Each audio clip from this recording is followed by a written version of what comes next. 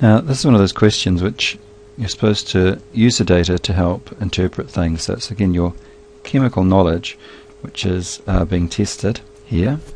And if we have a look at the question, we're being told that we need to calculate the enthalpy of formation of trichlorofluoromethane. It's a mouthful there. And when we are given some information, we're given some bond energies, well, and it should be kind of obvious that we're going to, from that, be able to work out the bond energies for CCl3F, and then we're told some energy for atomizing some of these elements into gases. Now, the enthalpy of formation is the enthalpy change when we form something from its elements in their standard states.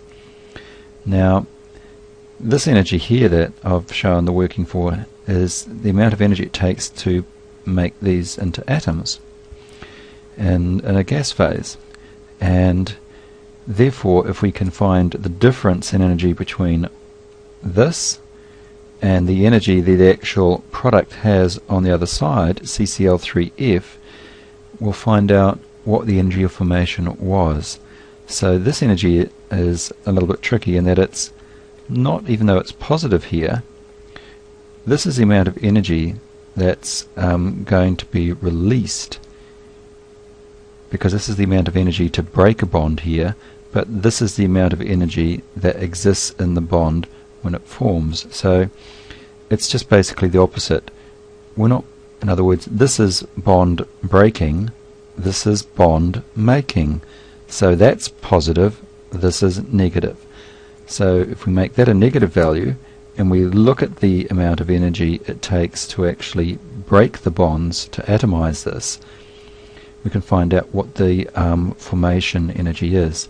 And that's simply adding those two together, and we get minus 307 kilojoules per mole. It's very easy to make mistakes in this, just not getting your thinking right, maybe not making that a negative and coming up with an odd answer, but just thinking clearly what you would expect this to be. Okay. I suppose one way of looking at it is just to consider that when the elements are atomized, it takes energy, and that's what we calculated using these up here. And when it forms CCl3F, it gives out energy that's exothermic, it's released. If we add up the difference, we would find out how much it actually took to form that, and that's what we really did, and that's that question.